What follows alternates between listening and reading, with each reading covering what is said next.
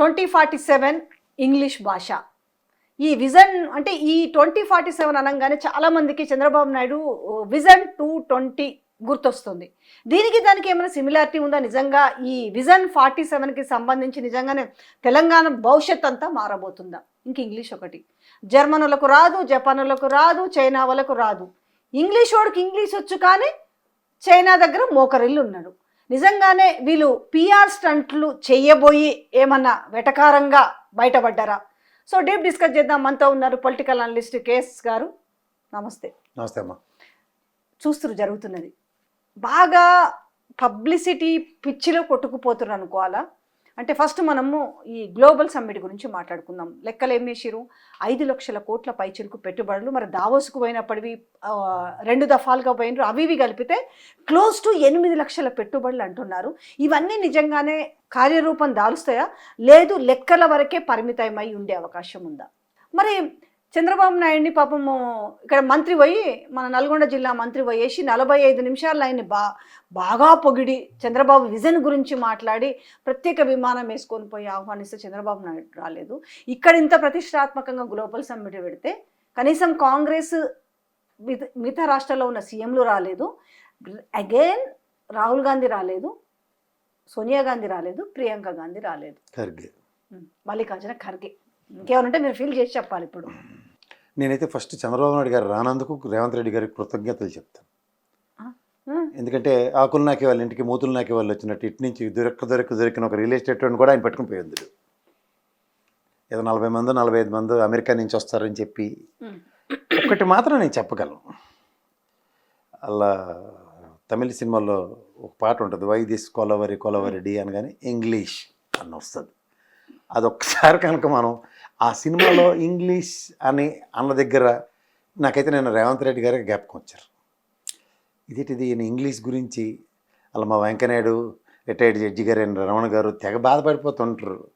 వాళ్ళ కొడుకుల్ని పిల్లల్ని మాత్రం వీళ్ళకి రాని ఇంగ్లీష్ వాళ్ళు నేర్చుకోవాలని తెగ చదివించేశారు.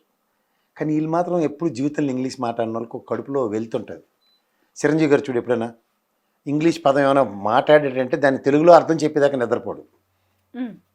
ఎప్పుడైనా చిరంజీవి గారు ఏమైనా ఒక సెంటెన్స్ కానీ లేదా వర్డ్ కానీ ఇంగ్లీష్లో మాట్లాడారంటే దాన్ని ఇమీడియట్గా తెలుగులో దాని అర్థం చెప్తారు. ఎండ్ అంటే మరియు, స్టాప్ అంటే ఆగాలి, అలాంటివి కూడా చెప్పేస్తారు ఆయన. అలాగే నిన్న నేను ఎందుకు చెప్పవలసి వస్తుందంటే, ఒకటి గ్లోబల్ సమ్మిట్, రెండోది ఉస్మానియా క్యాంపస్. ఈ రెండు ఇంటర్లింక్ చేయాలి. ఎలా అంటే జూబ్లీహిల్స్ ఎలక్షన్స్ అయిపోయిన వెంటనే సర్పంచ్ ఎలక్షన్స్ పెట్టేస్తాం.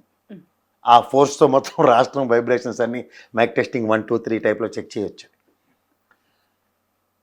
ఇప్పుడు గ్లోబల్ సమ్మిట్లో నేనంతా ఆద్యంతం నువ్వు జాగ్రత్తగా గమనిస్తే లాస్ట్ చిరంజీవి గారు ఒకళ్ళే ఇంగ్లీష్ తెలుగులో మాట్లాడినట్టు కనబడింది. ఈయన కూడా కూడబలుకున్నాం మొత్తం సెంటెన్స్లు పేపర్లు పెట్టుకుని ఇంగ్లీష్లోనే మాట్లాడారు రేవంత్ రెడ్డి గారు కూడా. బాగుంది, శబాస్. కానీ గ్లోబల్ సమ్మిట్ సారాంశం, visionary document 2047, what is the primary Moto?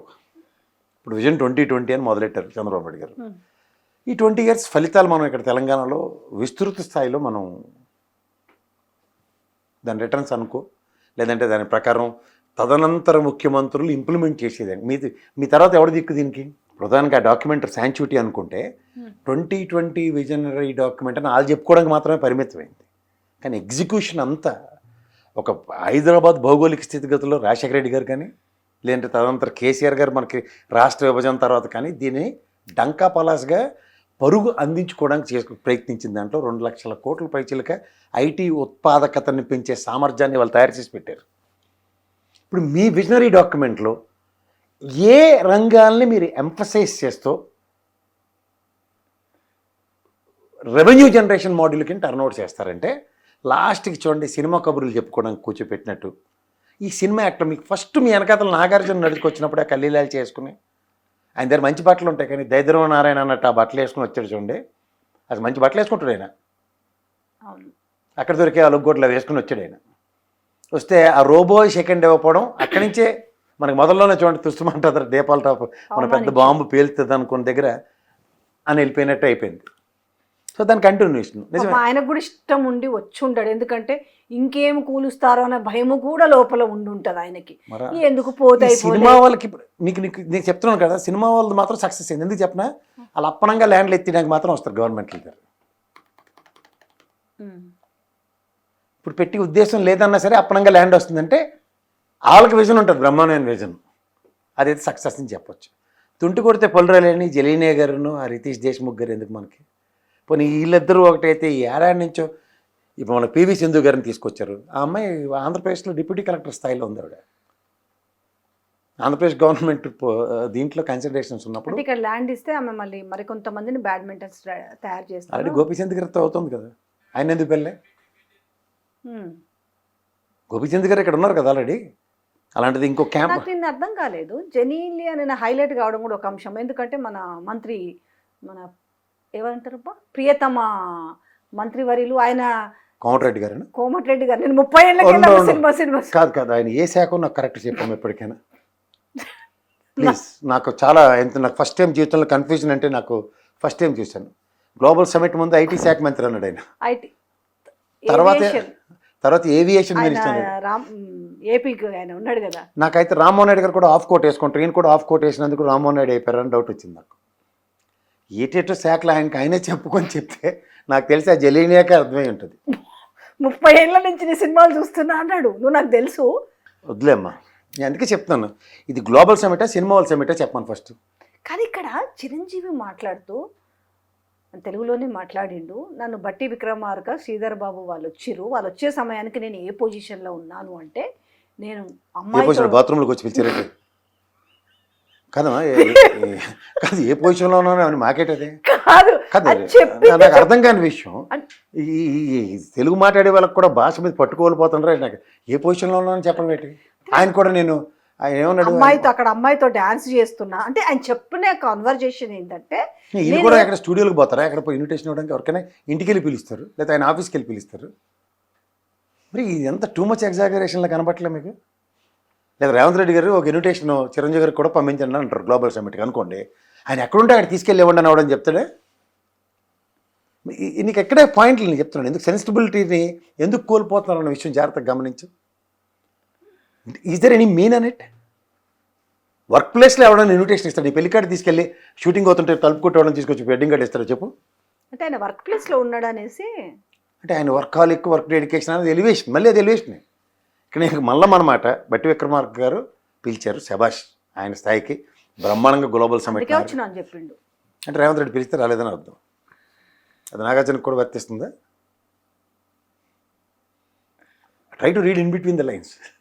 Okay, ఇంతకీ ఇప్పుడు ఉండు, ఇప్పుడు మనకి ఏ శాఖో ఆయనకే దిక్కులేని కోమటిరెడ్డి గారు మాట్లాడిన మాటలు, అయితే గ్లోబల్ సమిట్లో మనకు వచ్చిన ఒప్పందాలు, ఆయన ఎవరు బీజేపీ ఎమ్మెల్యే గారు వెళ్ళారు, జస్ట్ ఈ గొడవలేటే ఈ రియల్ ఎస్టేట్ వ్యాపారానికి 10 మందిని కూర్చుంటే నేను ఎక్కడ కూర్చోవాలి, వాట్ ఈస్ దిస్? ఇప్పుడు మనకి హైటెక్స్ కన్వెన్షన్ లాంటిది ఉంటుండగా అక్కడ ఫ్యూచర్ సిటీ అని పేరు పెట్టేమన్నా ఏంటి అక్కడ భౌగోళికంగా ఫర్ ఇన్స్టెంట్ ఒక ఫార్మా రంగాన్ని ఎంఫసైజ్ చేసి ఇక్కడ ఇవ్వడానికి, లేదంటే ఒక ఫిల్మ్ ఫోటోనిటీకి సంబంధించిన స్టూడియోస్ కట్టడానికి అన్న దగ్గర ఎంతూజియాస్టిక్గా, ఇప్పుడు నాకు తెలిసి రీసెంట్ పాస్ట్లో బాలకృష్ణ ఒకటే వెళ్ళి కలిసి జగన్ రేవంత్ రెడ్డి గారిని ఈ సో కన్సర్న్ టువర్డ్స్ ఎస్టాబ్లిషింగ్ ఎ స్టూడియో.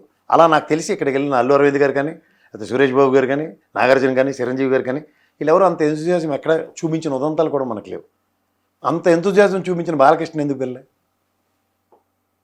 గ్లోబల్ సమిట్లో ఈయన ఇక్కడ మనకు స్టూడియో పెట్టబోతున్నాడే కదా, పెట్టుబడులు గ్రౌండ్ చేసేవాడే కదా.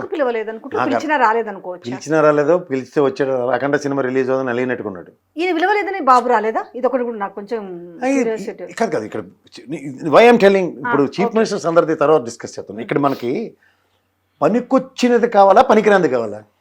ఆబ్వియస్లీగా పనికొచ్చేది. ఇప్పుడు బాలకృష్ణ గారిది ఒప్పందం జరిగింది ప్రభుత్వంతో, ఇది ఇవాళ ఈ ఫ్యూచర్ సిటీలో అయితే ఇక్కడ దీంట్లో ఒక 400 ఎకరాలు, 1000 ఎకరాలు, 500 ఎకరాలు, 100 ఎకరాలు కేటాయిస్తున్నాం. ఎంత అథెంటికేషన్ ఉంటుంది? అది జరగకుండా ఇది ఓన్లీ టపాచిపుత్ర కబుర్లు చెప్పుకోవడానికి వీళ్ళందరూ ఎందుకు? నా ఫస్ట్ సినిమా ఇక్కడే జలీనే కథలు ఇవన్నీ మాకెందుకు?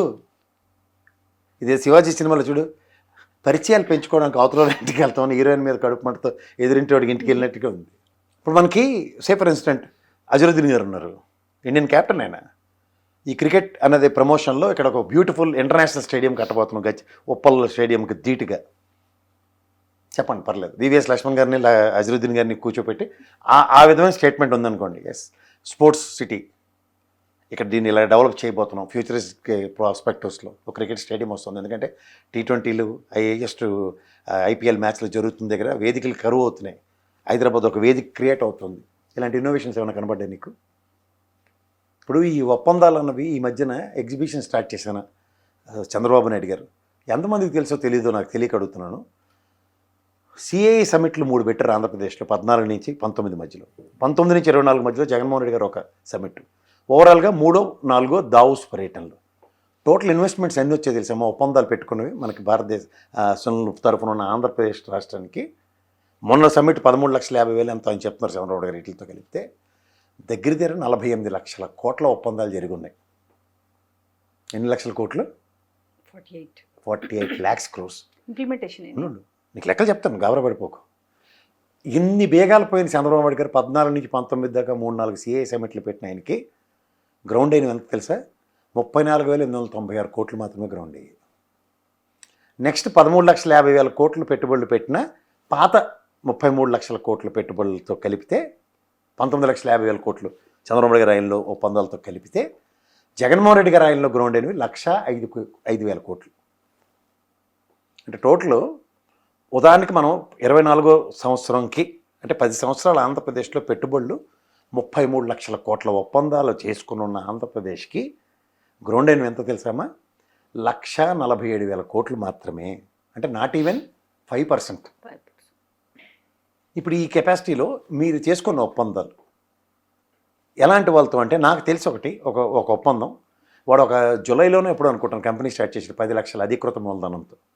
వాడు 4,000 కోట్లకు ఒప్పందం చేసాడు. ఇవి నేను అంటుంది ఎందుకంటే ఓకే ఇలాంటి సమిట్లు ఖచ్చితంగా జరగాలి. CAI ఇలాంటి సంస్థ ఇక్కడ ఉంది మనకు మాదాపూర్లో. వీళ్ళ ఆధ్వర్యంలో ఇలాంటి బ్యూటిఫుల్ బిజినెస్ మాడ్యూల్స్ జరగాలి. కానీ దాంట్లో పర్పస్ ఏంటి అంటున్నా. ఇప్పుడు పర్పస్ అన్నది నీకు ఎన్ని ఎగ్జిక్యూషన్స్ అవుతాయి అన్నది చాలా చాలా చాలా చాలా మ్యాటర్స్. ఇప్పుడు మనకి IT రంగం పరుగుల మీద పరుగులు పెడుతుంది రాష్ట్రంలో. 2 లక్షల పైచిలుక కోట్ల ఉత్పాదకతను పెంచుకున్నాం మనం రెవెన్యూ మాడ్యూల్లో. సో దాని మీద నీ ఫోకస్ ఎక్కడ కనబడింది? కొత్తగా ఫార్మాసిటిక్ రంగం అంటే ఉన్న ఇండస్ట్రీలన్నీ ఇక్కడి నుంచి ఎత్తేసి ఊరవతలు పెట్టే కార్యక్రమాలు. 10 లక్షల కోట్ల 10,000 కోట్లు 10 లక్షల కోట్ల పెట్టుబడులకి కన్నా 10 లక్షల కోట్లకి గడపారులు వేసుకుని రెడీగా ఉన్నారు పరిస్థితి. సో ఈ ప్రాస్పెక్టివ్లో ల్యాండ్ షిఫ్టింగ్, ల్యాండ్ బ్యాంక్ కలిగిన తెలంగాణ వీటిల్లో నీ బ్యాంక్ కాన్సెప్ట్సే కనబడుతున్నాయి తప్ప ఓవరాల్గా ఇన్వెస్ట్మెంట్ మాడ్యూల్లో కొత్తతనాన్ని ఎక్కడ ఆపాదిస్తున్నావు? గ్లోబల్ సమ్మిట్ రియల్ ఎస్టేట్ లాగానే కనిపిస్తుంది. అంటే రియల్ ఎస్టేట్ అని నేను ఎందుకు అనవలసి నేను అంటాం కాదు, జనరల్ కనిపిస్తుంది. జనరల్ స్టేట్మెంట్ ఎందుకు వస్తుంది? ల్యాండ్ కేటాయించడం, వాడు ఎప్పుడు పెడతాడో, ఎప్పుడు వేస్తాడో, ఎప్పుడు కడతాడో, ఏమి ఇస్తాడో తెలియదు. ఇప్పుడు ఇదే సేఫ్ ఫర్ ఇన్స్టెంట్ ఇప్పుడు మనకి మన IT సెక్టర్కి ఒక ప్లేస్లో ఫైనాన్షియల్ డిస్ట్రిక్ట్ ఈ టెరిటరీ అనుకుందాం. ఫార్మాసిటీకి ఇక్కడ మన డిండిగల్ దాటిన తర్వాత అదొకటి అలొకేట్ చేసాం. నెక్స్ట్ ఇక్కడ హార్డ్వేర్ హబ్కి శంషాబాద్ వెనకట్ల నాకు తెలిసింది. సో ఇట్లాంటి దగ్గర నీకు దీనికి సంబంధించిన వాటిలో ఇంకొక ఫర్దర్, ఎందుకంటే ఈ IT సెక్టర్లో ఫైనాన్షియల్ డిస్ట్రిక్ట్లో ఇంకా చాలా ప్లేసెస్ ఉన్నాయి వేర్ యూ కెన్ ఎస్టాబ్లిష్. అలాగే ఫార్మ్ సిటీలో there are lot of place and full ప్లెడ్జ్డ్గా ఏం అయిపోలేదు కదా. సో అలాంటి దగ్గర నీ కమిట్మెంట్స్ లేకుండా కొత్తదనాన్ని ఎక్కడ ఆపాదిస్తావు? సో ఈ వైబుల్ గ్యాప్ని ఎట్లా ఫిల్ చేస్తున్నారన్న దగ్గర దానికి మీరు డాక్యుమెంటేషన్ ప్రాస్పెక్టివ్లో ఇది మా ఫ్యూచరిస్టిక్ ప్లాన్స్. ఇక్కడ మనం గత ఒప్పందాలతో అనుగుణంగా ఈ టర్మ్లో లేదా మా ఈ 2 years టర్మ్లో ఫార్మాసిటీకి సంబంధించిన ఇన్ని కంపెనీలు ఇక్కడ రాబోతున్నాయి కొత్తగా. సో ఇక్కడ ఫర్దర్ ల్యాండ్ లేని కారణంగా ఈ ఫార్మాసిటీకి సంబంధించిన ఒక ల్యాండ్ పూల్ చేసి ఇక్కడ మేము ఒక 5,000 ఎకరాలు 10,000 ఎకరాలు దీనికి ఇక్కడ కొత్త నగరంలో కేటాయిస్తున్నాం. అప్పుడు కన్విన్సింగ్ ఎలా ఉంటుంది? ఇక్కడ ఏమవుతుందో ఇప్పటికే తెలియదు. దేని ఫార్మాసిటీలో మనకి ల్యాండ్ ఎందుకు లేదు, ఉంది కదా, నాకు ఇక్కడ ఎందుకు కాదు అంటాడా? ఎందుకంటే కన్విన్సింగ్గా చుట్టుపక్కల ఉన్న టెరిటరీలో అక్కడ వచ్చి ప్రివిలేజెస్ వీళ్ళకే వస్తాయి కదా. కొత్త దగ్గర అవుతుందో అవదు, అయితే గీత అయితే ఇప్పుడు ఎవరు ఎందుకు? సో ఇట్లాంటి నీకు ఎక్కడైనా ఆ గ్లోబల్ సమిట్లో ఆ విధమైన ఏమైనా కనబడిందా? అనర్గళమైన ఉపన్యాసాలు. ఇప్పుడు మనం ఎంట గెలిచి రచ్చగలవాలంటారు. ఇప్పుడు ఉదాహరణకి నీ సమిట్కి నీకు ఆచ్ఛేదన ఇచ్చిన ఓ తల్లి సమానరైన సోనియా గాంధీ గారి ఆశీర్వాదం ఊరికా అంటే వాడు ఏవి వేసి మనకి ఓ పురాణ కలక్షేపం ఉంటుంది కదా, అది ఎందుకు జరగలే? ఖర్గే గారు ఊరికైనా ఖాళీగానే తిరుగుతుంటారు కదా నాకు తెలిసి. అంటే అఫ్కోర్స్ DK శివకుమార్ కడుపు కొట్టి ఎలాగైనా చీఫ్ మినిస్టర్ అయిపోదాం ప్రయత్నం వేరే విధంగా ఉంది, ఆ పనిలో బిజీగా ఉన్నాడు. ఆయన ఎందుకు రాలేదు? బిక్కులు ఆడుకుని 2-3 స్టేట్లు ఉన్న దేశం మొత్తం మీద కాంగ్రెస్కి ఇంత గ్లోబల్ వేలో జరుగుతున్న దగ్గర కాంగ్రెస్ నుంచి అట్లీస్ట్ ఆ ఇంగ్లీష్ అర్థం కాకుండా బాగా అర్థమై కోర్ట్ ఆపరేషన్ చేస్తున్న శస్త్రుల్లో అటువంటి ఖాళీగా పప్పనాలకు పిలిచారు కదా పుతిన్ వచ్చినప్పుడు పిలిచిన రాలేదా? ఎవడో కూడా ఒక పెద్ద మనిషిగా వచ్చి నిలబడాలి కదా. డీకే శివకుమార్ గారు మళ్ళీ దిక్కారు మనకి. సర్వం తానే ఏషియన్ కాంటినెంట్లో ఉన్న భారతదేశంలో ఉన్న సదరన్ స్టేట్స్కి ట్రబుల్ షూటర్ డీకే శివకుమార్ గారు వచ్చారు. నాకు ఆ రోజు జరిగింది నాకు 2 పరిణామాలు. ఏ శాఖో చెప్పుకోలేక కన్ఫ్యూజ్ అయిపోతున్న కోమటిరెడ్డి ఆ రోజు ఎన్టీవీలో ఒక బృహత్తర కార్యక్రమం రక్తి కట్టించాడు. ఆయన ధర్నాలు లేట్ చేశాడు, తెలంగాణ కోసం ఎంతంత త్యాగాలు చేశాడు, ఆయన ఎలాంటి ఉద్యమాలు చేశాడు. అదే అది నాకు చాలా అంతు చెక్క వ్యాపారం కనబడింది. దేనికి వేయించుకున్నాడు అదే అర్థం కావట్లే. ఒక గ్లోబల్ సమిట్ జరుగుతుంటే ఈ ఎలివేషన్లు ఏంటి? దీంతో నేను ఐటీ శాఖను మొదలెట్టినోడు వెళ్ళి మా సేదరబాబు ఏంటనుకుంటాడని నాకు భయం పడిపోయాను. సార్ ఏంటి సార్ మీరు నోరు జారన్నారు రేటన్నారు, ఈ క్లారిఫికేషన్లో గ్లోబల్ సమిట్లో ఉంటుంది అనుకున్నాను. అక్కడికి వెళ్ళిన తర్వాత ఏవియేషన్ మినిస్టర్ వచ్చాడు అక్కడికి. ఇదేనా అవతార్ సినిమా? సో ఇదేనా మహేష్ బాబు సినిమా కనపడింది నాకు. కన్ఫ్యూజన్లో ఎక్కువ మందిని కొట్టేస్తున్నాను. ఆయన ఏదో కన్ఫ్యూజన్లో ఉన్నట్టుకున్నాను. చాలా కన్ఫ్యూజన్లో ఉన్నట్టు అనిపిస్తుంది. ఎందుకు కన్ఫ్యూజన్లో ఉంటారు? అక్కడ ఏదో జరుగుతుంది. ఆయన శాఖను సమర్థవంతంగా చెప్పుకోకుండా ఏవైతే ఏంటివో కలుపుకొని చెప్పుకుంటుండే ఎందుకు కన్ఫ్యూజన్ కూడా అర్థం కాలేదు. ఇంగ్లీష్ ఇప్పుడు ఇంగ్లీష్ సంగతి మాట్లాడతాం. ఏంటి మరి ఇప్పుడు జర్మను, జపాను, చైనా వీళ్ళకి ఎవరికి ఇంగ్లీష్ రాదు. ఇంగ్లీష్ రాకపోయినా నెంబర్ 1లో ఉన్నారు కదా. నాకు ఇంగ్లీష్ రాకపోయినా కూడా నేను 2 ఏళ్ళ నుంచి సమర్థవంతంగా పాలిస్తున్నాను కదా. లొట్టపీస్ ఇంగ్లీష్ ఏందన్న లెవెల్లో ఇంగ్లీష్ గురించి అంత చర్చ ఉస్మానియా యూనివర్సిటీ విద్యార్థులని చెప్పబడుతున్న విద్యార్థులు లేని స్థానంలో మిగతా వాళ్ళు ఎవరెవరినో కూర్చోబెట్టి, అది కూడా నేను పోలీసు వాళ్ళు ఎవడు కనపడొద్దు నేను ఈసారి వచ్చినప్పుడు అని చెప్పి మళ్ళీ పోలీసు పహారాలోనే మళ్ళీ బ్యారికేడ్లు వేసుకొని వచ్చి ఈ ఇంగ్లీష్ గురించి చెప్పిపోయిన విధానం ఏం మాట్లాడొచ్చు? చాలా సింపుల్గా మాట్లాడచ్చు. పోలీసు వాళ్ళు నాకు అక్కర్లేదంటే ఇంకా ఎక్కువ మంది కావాలని అర్థం. అదే కనపడింది. 4000 పైచలకి పికెట్ ఉంది. అవును. రెండోది నాకు తెలిసి నేను 4 MNCల్లో పనిచేశాను. జపాన్ డెలిగేట్స్ కానీ, నెక్స్ట్ చైనీస్ డెలిగేట్స్ కానీ, నెక్స్ట్ జర్మన్ నుంచి వచ్చిన వాళ్ళు కానీ ఫస్ట్ వాళ్ళు నెంబర్ ఆఫ్ స్ట్రెంత్ అడుగుతారు. మనకు ఎక్కడో దాకా అక్కర్లే. పార్లమెంట్లో దేశంలో 18 భాషలు రికగ్నైజ్డ్ లాంగ్వేజెస్ ఉన్నాయి తెలుసు కదా. జాతీయ భాషల కింద వాటికి గుర్తింపు ఉంది. మన తెలుగు కానీ తమిళ్ కానీ. ఫస్ట్ రాజ్యసభలో కానీ పార్లమెంట్లో కానీ మనం చేయవలసిన పని ఏంటంటే, నేను నా మాతృభాషలో మాట్లాడతాను అన్నప్పుడు అందరికీ ట్రాన్స్లేటర్లు ఇస్తారు. అంటే నువ్వు తెలుగులో మాట్లాడినా అది తర్జుమై హిందీలోకి ఇంగ్లీష్లోకి వెళ్తుంది వాడు ఆప్ట్ చేసుకున్న భాషకి. అట్లా చైనా, జపాన్ వీళ్ళందరూ సక్సెస్ నెగోషియేషన్స్ ఏంటంటే ఇంక్లూడింగ్ జర్మనీ కానీ the opt with the translators. అంటే ఏంటి, మీకు ట్రాన్స్లేటర్ ఇచ్చి చెవిలో పెడతారు. వాడు జపనీస్ భాషలో మాట్లాడినా మీకు హిందీలోనో తెలుగులోనో ఇంగ్లీష్లోనో అర్థం అవుతుంది. You can choose that options also, నీకు ఏ లాంగ్వేజ్ కావాలన్నది. దానికి ఇంగ్లీష్ రాక్కర్లేదు అంటే నీ దగ్గర సామర్థ్యం ఉండాలి. కానీ రేవంత్ రెడ్డి గారి సామర్థ్యం ఏంటంటే, ఏ మొగుడు లేనప్పుడు అక్క మొగుడే దిక్కు అన్నది ఇక్కడ కాంగ్రెస్ కొన్న పరిస్థితి. ఎందుకంటే కోమటిరెడ్డి గారు ఎన్ని తెప్పలు పడినా, TV9, NTVలోనూ ఎన్ని కదంబ కార్యక్రమాలు రక్తి కట్టించినా సోనియా గాంధీ గారి ఆచ్ఛేదనం మీకు కోమటిరెడ్డి బ్రదర్స్ ఇద్దరికీ లేదు. ఇంకోటివరకు 10 మంది గ్రూప్ కట్టే సామర్థ్యం లేదు. సో అంచేత రేవంత్ రెడ్డి గారు తప్ప ఇంకో దిక్కులేని పరిస్థితి కాంగ్రెస్కు ఉంది. అలాంటప్పుడు మీరు అంటే నేనే అని నేనే సినిమా మాకు చూపించక్కర్లేదు. రేవంత్ రెడ్డి గారు ఈజ్ ద ప్రూవెన్ లెతల్. ఈ రోజు ఉన్న సర్కమ్స్టాన్సెస్లో ఆయన తప్ప కాంగ్రెస్కి, ఇప్పుడున్న కాంగ్రెస్లో రేవంత్ రెడ్డి గారు ఒక్కరు పక్కకెళ్ళి కాంగ్రెస్ తరఫున గెలిస్తే వాళ్ళు గెలిచే దిక్కే లేదు. రెడ్డి సామాజిక వర్గ పునరేకీకరణ, తెలంగాణలో దక్షిణ తెలంగాణలో బీఆర్ఎస్ పార్టీకి నాయకులుగా చలమని వాళ్ళు రాత్రి దుప్పటి ముసుగేసుకుని కాంగ్రెస్లో జాయిన్ అయిన కారణంగా నాయకత్వ లోపంతో బీఆర్ఎస్ పార్టీ ఓటమి చవి చూస్తుంది. సో ఇక్కడ మీకు రాకపోయిన ఇంగ్లీష్ అన్న దగ్గర అంజయ్ గారు లాంటి మనిషినే చూసే ముఖ్యమంత్రిగా చూసిన రాష్ట్రం ఇది. చదువు కానీ లేదంటే లాంగ్వేజ్ కానీ బారికేడ్ కాదు, జనరంజక పాలన చేస్తేనే తప్ప మా తెలంగాణ సమాజంలో మీరు మాత్రం ఇంగ్లీష్ మాట్లాడాలని ఆవిడ కోరుకోం. ఎందుకు అంటున్నది? ఆ చర్చ కూడా అవసరమేముంది? ఎవరు అడిగిండ్రు ఇప్పుడు ఆయనని?